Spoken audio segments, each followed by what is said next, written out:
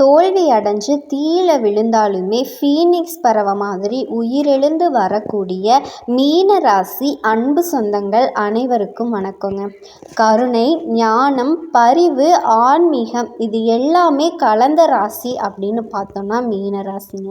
ஒரு தெளிந்த நீரோடை போல சுத்தமானவங்க.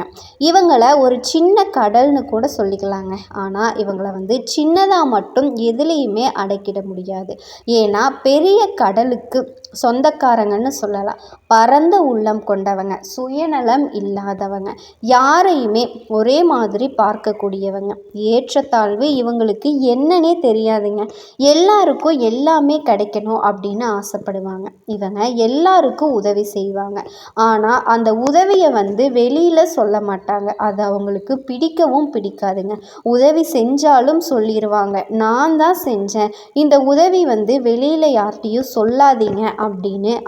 அதே மாதிரி பழி சொன்னால் பொறுத்துக்க மாட்டாங்க. ஏன்னா வாழ்க்கையில் நிறைய குறிக்கோள்களை வச்சுக்கிட்டு இருக்காங்க.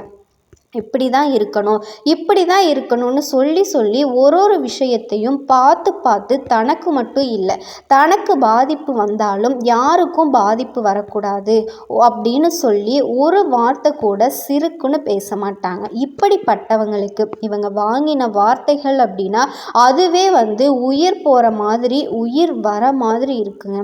இவங்களால் உதவி அடைஞ்சவங்க எல்லாமே இவங்களை உதாசீனப்படுத்தி பேசுனது மட்டும்தாங்க அதிகம். நான் பல பதிவுகளில் சொல்லியிருக்கேன். மீனத்தோட கஷ்டம், மீன் அழுகுதா சிரிக்குதா யாருக்கு தெரியும்? மீனுக்கு தண்ணி தான் இருக்குது ஃபஸ்ட்டு, யாருக்கு தெரியும்? தண்ணியிலையே இருக்குது, அதுக்கு என்னப்பா ஜாலியாக சுற்றிக்கிட்டு இருக்கு அப்படிம்பாங்க. சுற்றிக்கிட்டே இருக்கே தவிர்த்து அதோட தேவைகள் இதுவரைக்கும் அது பூர்த்தி பண்ணிக்கிட்டதே கிடையாது. இல்லை, இவங்க சுற்றுறது, அலையிறது, உழைக்கிறது எல்லாமே தன்னை சார்ந்தவங்க நிம்மதியாக வாழணும், தன்னை சார்ந்தவங்க நிம்மதியாக இருந்துட்டா போதும், அட போங்க நான் கஷ்டப்பட்டா பரவாயில்ல அப்படின்னு நினைக்கக்கூடியவங்க.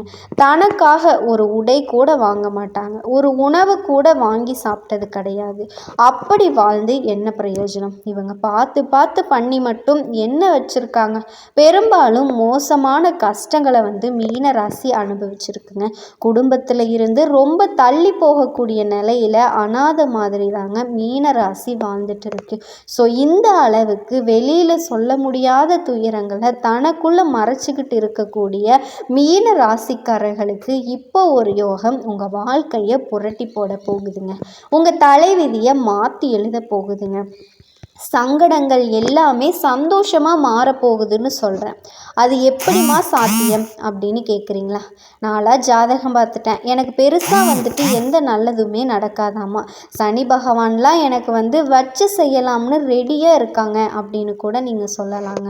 ஆனால் இந்த மாதிரி தாறுமாறாக இருக்கிற ஜாதகங்கள் கூட நம்ம பார்த்துருக்கோங்க. சில நேரங்களில் இந்த மாதிரி ஒரு சில யோகங்கள், அதாவது 2 கிரகங்களினுடைய சேர்க்கை, 2 கிரகங்களினுடைய பார்வை, 2 கிரகங்களினுடைய அமைப்பு ஒரு சில நேரங்களில் ஒரு சில விதமான யோகங்களை உருவாக்குங்க.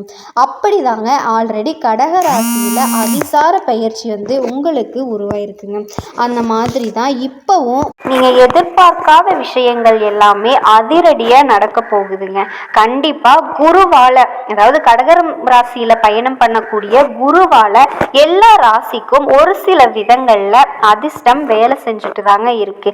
அந்த வகையில இப்போ அவரோட சொந்த ராசின்னு சொல்ல, அதாவது கடக ராசிக்கு அதிபதியான சந்திர பகவான் தன்னோட சொந்த ராசிக்கு போய் அங்க இருக்கக்கூடிய குருவோட இணைஞ்சு கஜகேசரி யோகத்தை உருவாகி இருக்காங்க. இந்த கஜகேசரி யோகம் அடுத்த 40 நாட்கள் மீன ராசிக்காரர்களுக்கு சிறப்பா வேலை செய்ய போகுதுங்க. உங்க வாழ்க்கையே மாற்றக்கூடிய தருணம் தாங்க இந்த கஜகேசரி யோகம்.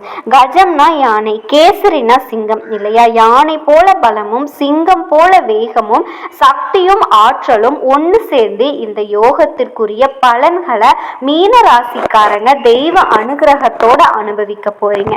கடவுளுக்கும் கண்ணுல கடவுள் என்னைக்குமே எனக்கு துணை வராதுன்னு கூட நீங்க வருத்தத்துல இருந்திருக்கலாங்க.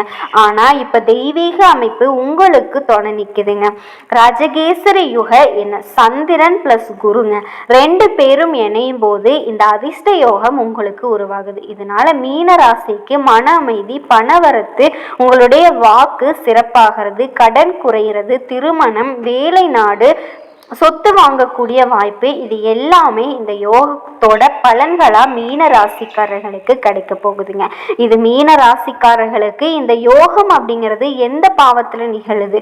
குரு மற்றும் சந்திரன் இந்த யோகத்தை ஜோதிட ரீதியா கேந்திரத்திலும் இலும் பலன் அளிக்கும் அப்படின்னு சொல்லுவோம். ஸோ மீன ராசிக்கு கஜகேசரி யோகம் 4ஆம் பாவம், 5ஆம் பாவம் பிளஸ் 9ஆம் பாவம், இது எல்லாத்துக்குமே தீவிரமான தெய்வ சக்தியை கொடுக்கக்கூடிய நேரங்க. அதாவது இந்த அடுத்த 40 நாட்கள் வீடு சுகம் பெறுங்க. வீடு நிலம் சம்பந்தமான நல்ல பலன்களை பார்ப்பீங்க. கல்வியில உயர்வு, குழந்தை பாக்கியம், இதுல மற்ற அனைத்து விதமான பாக்கியம் பிளஸ் அதிர்ஷ்ட பலன்களும் அதிகமாக போகுதுங்க. சொல்ல போனா அடுத்த 40 நாட்கள் மீன ராசிக்காரர்களுக்கு மன அமைதி பிளஸ் உடல் ஆரோக்கியம், முதல்ல மன அழுத்தம் 60% குறைஞ்சு போகுங்க. மீதி இருக்கக்கூடிய 40% படிப்படியாக குறைஞ்சு போகும். தூக்கம் மேம்படும், செரிமானம், நரம்பு மண்டலம் பலப்படுது. ஸோ ஆரோக்கியம் சிறப்பாக இருக்குங்க. மன அமைதிக்கும் உடல் அமைதிக்கும் குறைவே இருக்காதுங்க. இதே மாதிரி பணம் பிளஸ் வருமானம், தடைப்பட்ட பணம் கைக்கு வந்து சேருங்க. பழைய கடன் பிரச்சனைகள் குறையும். புதிய வேலை வாய்ப்புகள் கிடைக்கும். பங்கு சந்தை இந்த மாதிரியான முதலீடுகள்ல லாபம் குறையவே குறையாதீங்க. ஆனா ஒரே நாள்ல செல்வம் உயர்ந்துரும் அப்படின்னு நினைச்சிடாதீங்க.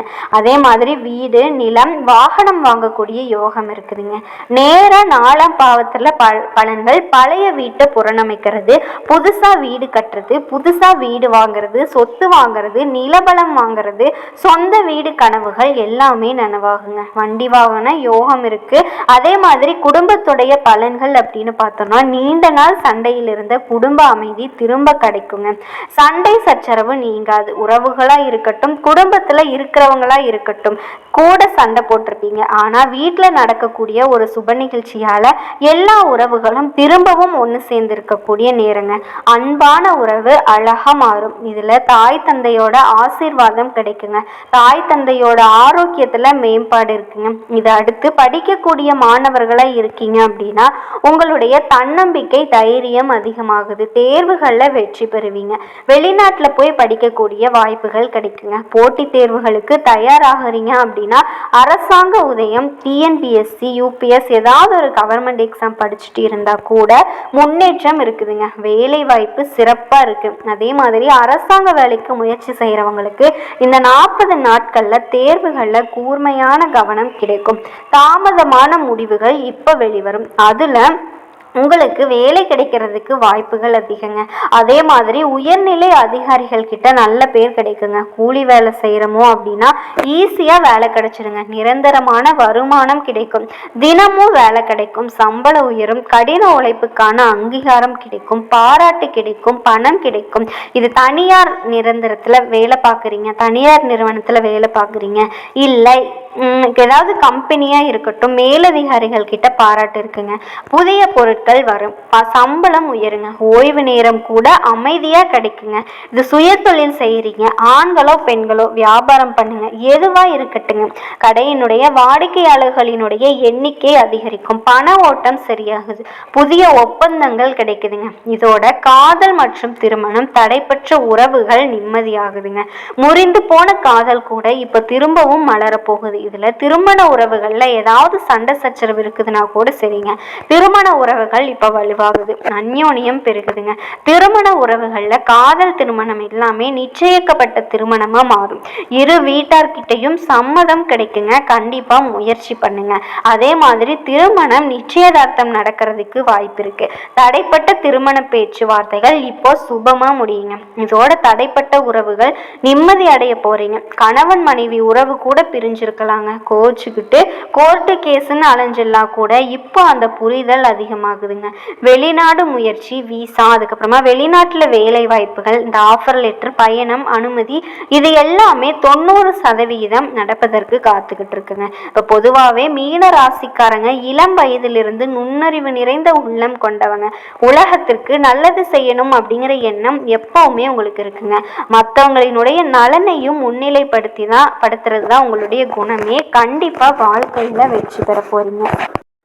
மீன ராசி அன்பு சொந்தங்கள் அனைவருக்கும் வணக்கங்க. ஒரு சமுத்திரம் மாதிரி முடிவில்லாத நீளம் கொண்ட மீன ராசிக்காரங்க, உங்களுக்கு எவ்வளவு கஷ்டங்க. அமைதினா என்னன்னு கேட்குற அளவுக்கு நம்மளுடைய வாழ்க்கையில் மட்டும் எப்பவுமே புயல் வீசிக்கிட்டே இருக்கு. ஆனால் அந்த ராசிக்காரங்க யார் தெரியுமா? தண்ணீர் போல நெகிழ்ச்சியானவங்க, சந்தன மனம் போல மனம் கொண்டவங்க, அதே மாதிரி அமைதியானவங்க, இருட்டில் கூட மற்றவங்களுக்கு ஒளி தேரணும்னு சொல்லிட்டு முயற்சி பண்ணக்கூடியவங்க, தன்னோட வாழ்க்கை கெட்டு போனால் பரவாயில்லைங்க, மற்றவங்களுக்கு நம்மளால் ஏதாவது உதவி செய்ய முடியுமா, இதுதான் மீனம் யோசிச்சிருக்கும். ஆனால் இவங்களுடைய வாழ்க்கையுடைய ரகசியம் என்ன தெரியுங்களா? இவங்க நல்லவங்களாக இருக்கிறதுனால பல கஷ்டங்கள் உங்களுக்கு அடுத்தடுத்து வந்துக்கிட்டே இருக்குங்க. இதை மீன ராசிக்காரர்கள் மறுக்கவே முடியாதுங்க. இதோட நம்ம எல்லாருக்கும் வாழ்க்கையில் இருக்கக்கூடிய கேள்வி என்ன இருக்குது? மீன ராசியில் பெரும்பாலும் நம்ம யோசிக்கிறது என்ன? நம்ம இவ்வளவு நல்லவங்களாக இருந்தால் மட்டும் என்னங்க பிரயோஜனம்? நமக்கு எல்லாமே நடக்கிறது எல்லாம் தப்பாக தான் நடக்குது. நம்மளை எல்லாரும் கெட்டவங்களாக தான் பார்க்குறாங்க. உண்மை சொன்னா பாவம் பண்ணுறவங்க தான் சிரிக்கிறாங்க, நல்லது பண்ணுறவங்க எல்லாரும் கஷ்டந்தான் படுறாங்க. இது உண்மை இல்லையா? ஆனால் சித்தர்கள் என்ன சொல்கிறாங்க தெரியுமா? மீன ராசியோட அழுகை அப்படிங்கிறது உங்களுடைய கர்மங்க. அழுகையில் இருந்து தாங்க உங்களுக்கான ஞானம் பிறக்குதுன்னு சொல்கிறாங்க. குறிப்பாக நீங்கள் ஒரு சாதாரண ராசி இல்லைங்க, நீங்கள் தெய்வத்தால் தேர்ந்தெடுக்கப்பட்ட ஒரு ஆன்மான்னு சொல்லப்படுது. மீன ராசிகளுக்கு நல்ல மனசு, எல்லார் மேலேயும் அதிக கருணை கொண்டவங்க, யாருக்குமே தீங்கு நினைக்காதவங்க, மற்றவங்களுடைய பிரச்சனையை தன்னோட பிரச்சனையாக நினைக்கிறவங்க. உங்களுடைய நட்பு உண்மையானதுங்க, உங்களுடைய காதல் ஆழமானதுங்க, உங்கள் மனசு சுத்தமானதுங்க. ஆனால் உங்களுக்கு என்னவோ கிடைக்கிறது என்ன? கண்ணீர், கவலை, கஷ்டம்ங்க. ஆனால் உங்களுடைய கண்ணீர் அப்படிங்கிறது சாதாரணமாக கிடையாது. தங்கம் மாதிரி ஒவ்வொரு துளியுமே தங்கமாக மாறுங்க. உங்கள் நெருக்கடிகள் எல்லாமே உங்களை பலபடி முன்னேறதுக்கான அடித்தளம். உங்களை காயப்படுத்தினவங்க எல்லாருமே கை கட்டி வைக்கக்கூடிய நேரம் வருங்க. நீங்கள் மற்றவங்களை காப்பாற்ற பிறந்தவங்க, நல்ல மனசு கொண்டவங்க, அதனால தான் அதிகமாக காயப்படுறீங்க. உங்களுடைய அடிப்படை கர்ம விதியை நீங்கள் கஷ்டப்பட்டு மற்றவங்களுக்கு வழிகாட்டணும் அப்படிங்கிறது தாங்க. அப்போ மீனம் இப்போ யோசிப்பீங்க, எது நான் மட்டும் கஷ்டப்பட்டுட்டே இருக்கணும், என்னால் பல பேர் நல்லா தான் இருக்காங்க, இதை மட்டும் நான் பண்ணிகிட்டே போகட்டுமா, வாழ்க்கை முழுக்க அப்போ நான் இப்படியே இருந்துட்டு சாகிறதா அப்படின்னு கூட கேட்பீங்க. ஆதங்கம் உங்களுக்குள்ள அவ்வளவு இருக்குங்க. ஏன்னா அவ்வளவு கஷ்டப்படுறீங்க. எல்லாரும் நல்லா இருக்கணும் அப்படின்னு நினைக்கிறோம். தான் கிட்டக்க எல்லாத்தையுமே தியாகம் பண்ணுறதுக்கு உண்மையாக முன்னுக்கு வர்றவங்க இந்த மீனராசி தாங்க. ஆனால் இப்போ உங்களுடைய கேள்வி என்ன இருந்துச்சு? நல்லவன் கஷ்டப்படுறான், பாவம் பண்ணுறவ சிரிக்கிறான்னு சொன்னீங்க இல்லையா? நல்லவன் ஏன் கஷ்டப்படுறான்? குறிப்பாக மீன ராசிக்காரங்க நல்லவங்க ஏன் கஷ்டப்படுறாங்க அப்படிங்கிறத சித்தர்கள் சொல்கிறாங்க, கேட்டுக்கோங்க. உங்களுடைய மனசு தெய்வத்துக்கு ரொம்ப பக்கத்தில் இருக்குங்க. அதனால தான் உங்களுடைய வாழ்க்கை அப்படிங்கிறது ரொம்ப கஷ்டமாக இருக்குது.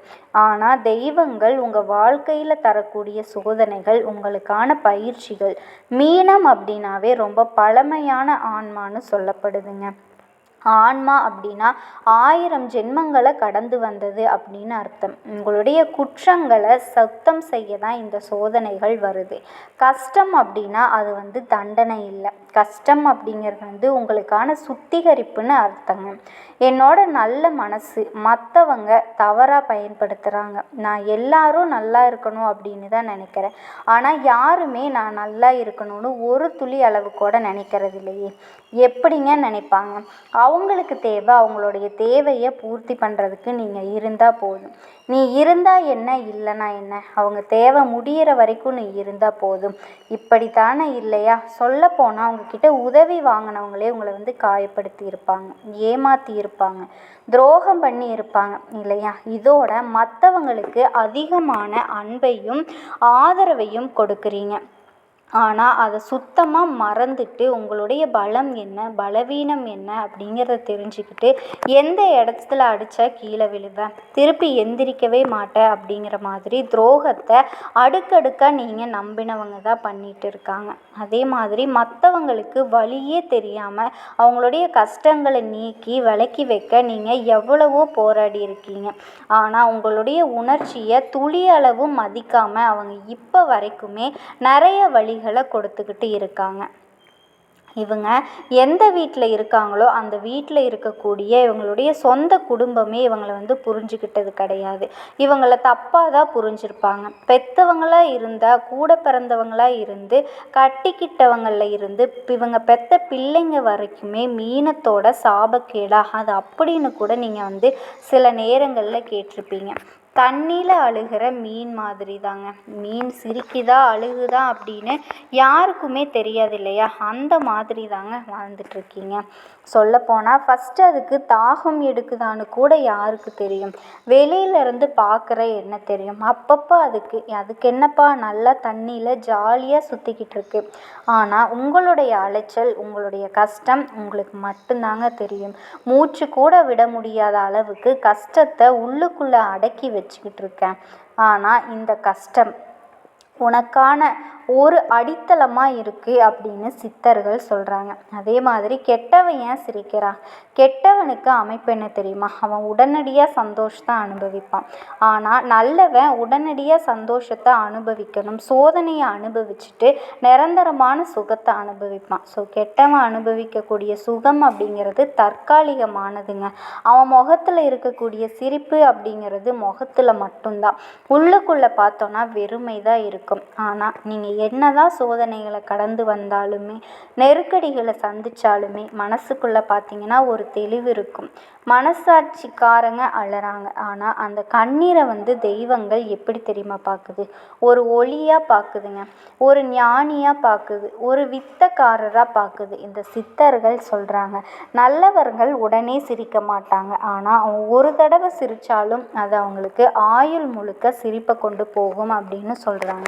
கெட்டவனோட சிரிப்பு தற்காலிகமானது, நல்லவர்களினுடைய சிரிப்பு நிரந்தர வெற்றியை நோக்கின ஒரு அடையாளம்னு சொல்கிறாங்க. அதே மாதிரி இந்த மீன ராசியை வாழ்க்கையில் 3 கட்டங்கள் இருக்குது. 25 வயசு ஆரம்ப காலகட்டத்திலிருந்து கண்ணீராக இருந்திருக்கும், குழப்பமாக இருந்திருக்கும், நம்பிக்கை உடஞ்சிருக்கும், காதலில் காயப்பட்டிருப்பீங்க, தன்னம்பிக்கை இல்லாமல் இருந்திருப்பீங்க, ஒரு மாதிரி தனியாக வாழ்ந்திருப்பீங்க, குடும்பத்துலேயும் நிறைய நெருக்கடிகளை சந்திச்சிருப்பீங்க. சொல்லணும்னா உங்களுக்கு ஒரு வாழ்க்கை பாடத்தை கற்றுக் கொடுத்துருக்குங்க.